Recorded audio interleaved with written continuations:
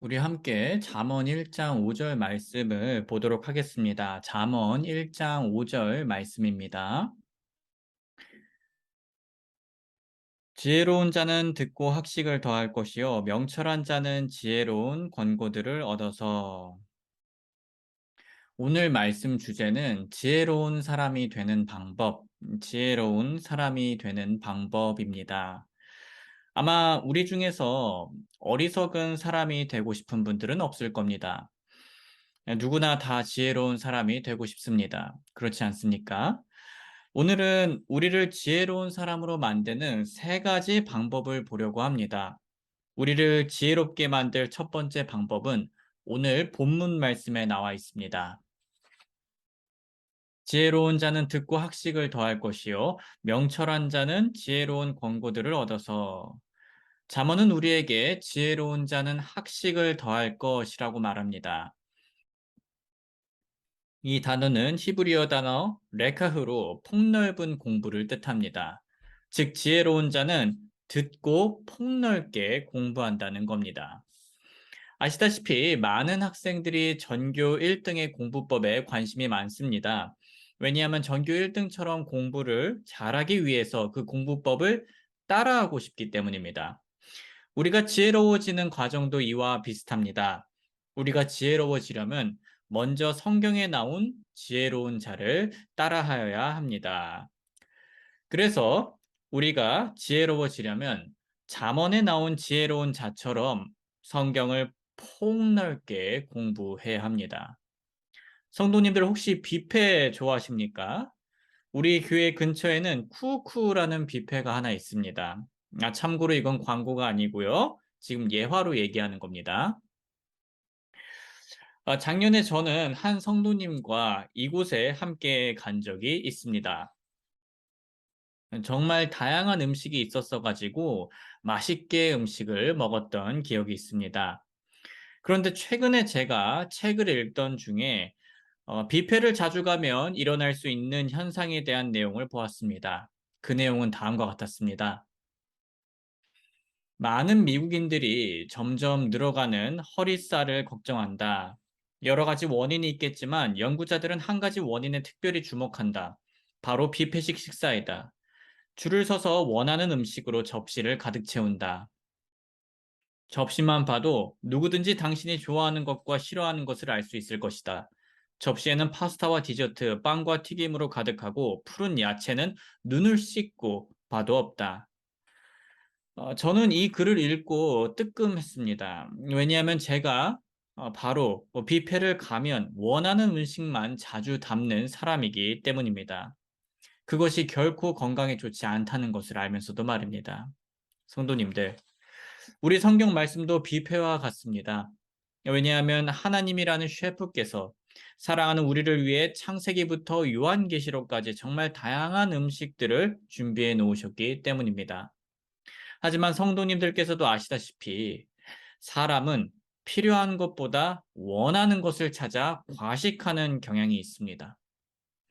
그래서 우리가 성경 말씀을 먹을 때 듣기에 편한, 익숙한 혹은 좋아하는 부분만 먹기가 쉽습니다. 그렇게 되면 영양이 불균형을 이루어서 영적 건강이 망가질 수 있습니다. 그런 상태는 시간이 지날수록 점점 더 심해집니다. 이것을 방지하기 위해 그리고 더 건강한 그리스도인의 삶을 살기 위해 우리는 성경 말씀을 골고루 먹어야 합니다. 신약만 먹을 게 아니라 구약도 먹어야 합니다. 사랑, 은혜, 긍휼만 먹을 게 아니라 거룩함, 의로움, 믿음도 먹어야 합니다. 하나님의 성품만 볼 게 아니라 그리스도인의 성품도 보아야 합니다. 개인의 신앙만 볼 게 아니라 교회 지체로서의 함께하는 신앙도 보아야 합니다. 소중한 성도님들, 성경에서 내가 특별히 좋아하는 부분이 있습니까? 감사한 일입니다. 왜냐하면 성경의 모든 부분을 안 좋아하는 사람도 적지 않기 때문입니다. 하지만 거기서 멈추지 않기를 원합니다. 더 나아가서 성경의 다양한 음식들을 골고루 먹으며 건강한 그리스도인의 삶을 살아가는 저와 여러분들이 되길 주님의 이름으로 소원합니다. 그런데 누군가는 질문을 할 수 있습니다. 아니, 지혜로워지기 위해 왜 하필 성경 공부인가요? 지혜로워지기 위해 성경 공부가 꼭 필요한가요? 이런 질문 앞에서 저는 지혜로워지려면 성경 공부가 꼭 필요하다고 확신 있게 대답하고 싶습니다. 이것이 누군가에게는 편협하게 들릴 수 있다는 사실을 압니다. 세상에는 각 분야의 전문가들이 쓴 책들도 많고 인생의 지혜를 위한 자기 개발서도 많기 때문입니다. 그것들이 인생에 도움이 되고 실제로 도움을 받으신 분들이 있습니다. 저는 그것을 부정하지 않습니다. 하지만 그럼에도 불구하고 우리가 지혜로워지려면 무엇보다 성경 공부가 꼭 필요하다고 여전히 얘기하고 싶습니다. 왜냐하면 그렇게 얘기할 수 있는 충분한 이유가 있기 때문입니다. 한 가지 예를 들어보겠습니다. 남아프리카의 한 대형 인쇄소에서 사용하고 있던 미국제 최신식 인쇄기가 어느 날 고장이 났습니다. 인쇄소 기술자들이 밤낮으로 매달려 그 인쇄기를 고치려 했지만 도저히 고칠 수가 없었습니다. 그래서 미국에 있는 인쇄기 회사 본사로 연락해 고칠 수 있는 기술자를 보내달라고 요청했습니다. 며칠 후 본사로부터 기술자가 도착했는데 고작 20대 초반의 젊은이였습니다. 그래서 고장의 문제를 가장 잘 아는 실력 있는 사람을 다시 보내달라고 본사에 전보를 쳤습니다. 그러자 이렇게 답이 왔습니다. 그 젊은이의 말을 잘 들으십시오. 그가 그 인쇄기를 만든 사람입니다. 이처럼 모든 물건은 그 물건을 만든 사람이 가장 잘 압니다. 우리 인생도 마찬가지입니다. 우리 인생을 가장 잘 아시는 분은 바로 하나님이십니다. 왜냐하면 세상과 사람, 그리고 이 세상의 관계의 원리들을 그분께서 만드셨기 때문입니다. 창세기 1장 1절 처음에 하나님께서 하늘과 땅을 창조하시니라. 이처럼 하나님께서 자신의 형상으로 사람을 창조하시되 하나님의 형상으로 그를 창조하시고 그들을 남성과 여성으로 창조하시니라. 집마다 지은 사람이 있으되 모든 것을 지으신 분은 하나님이시니라. 방금 이야기에서 인쇄기가 고장 났을 때 인쇄기를 만든 사람의 지혜가 필요했던 것처럼 우리가 스마트폰을 지혜롭게 사용하려면 제조사의 매뉴얼을 보아야 하는 것처럼 험난한 우리의 인생을 지혜롭게 살려면 우리는 이 세상과 우리를 창조하신 분의 지혜가 담긴 성경을 보아야 합니다. 우리를 가장 잘 아시는 하나님의 말씀인 성경을 통해서 정확하고 확실하게 지혜로워지는 저와 여러분들이 되길 주님의 이름으로 소원합니다. 우리는 지금까지 지혜로운 그리스도인이 되려면 성경을 폭넓게 공부해야 한다는 것과 다른 무엇보다도 성경 공부가 꼭 필요하다는 것을 알아야 한다는 것을 보았습니다. 마지막으로 우리는 지혜로워지려면 계속 공부해야 합니다. 그런데 여기서 한 가지 짚고 넘어가고 싶은 부분이 있습니다.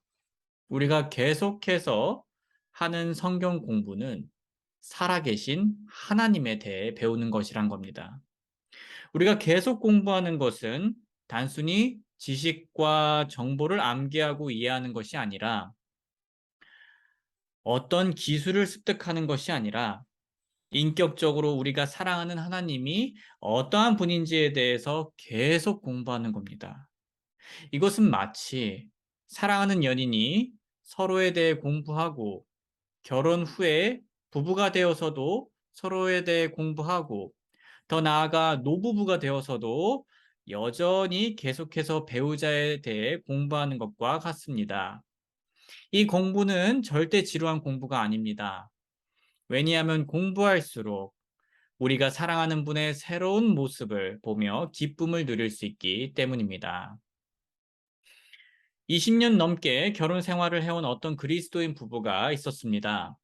그분들은 20년이란 세월 동안 서로에 대해서 많이 알게 됐습니다. 그래서 아내는 이제 서로 눈빛만 봐도 다 안다라는 생각을 했습니다. 하지만 어느 날 아내는 남편에게 이런 면이 있었구나 라고 생각하며 놀랐다고 합니다. 20년을 함께 살았지만 여전히 새로운 모습이 있었던 겁니다. 굳이 부부 관계가 아니더라도 오래 함께 산 가족을 보면서 어? 어머니한테 저런 면이 있었네? 오랫동안 알고 지낸 친구를 보면서 친구에게 저런 면이 있었네? 거의 매일 보는 직장 동료를 보면서 저분에게 저런 면이 있었네라는 생각을 가끔 해보셨을 겁니다. 사람은 눈여겨볼수록 새로운 모습이 계속 보입니다. 사람도 이런데 하물며 우리 하나님은 얼마나 더 많은 새로운 모습을 가지고 있을까요?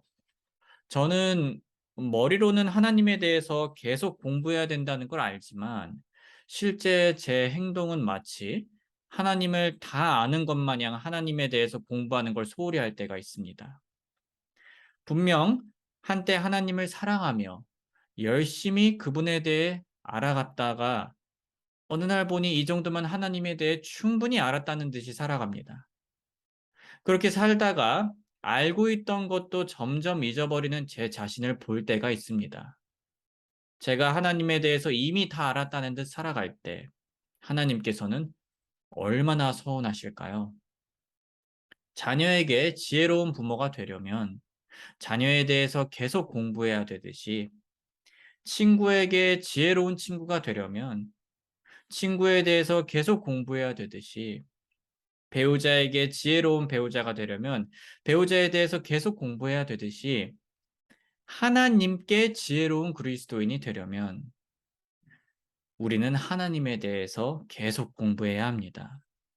하나님을 더 지혜롭게 잘 사랑하기 위해서 말입니다. 우리는 지금까지 우리를 지혜로운 사람으로 만들어줄 세 가지 방법에 대해 살펴보았습니다.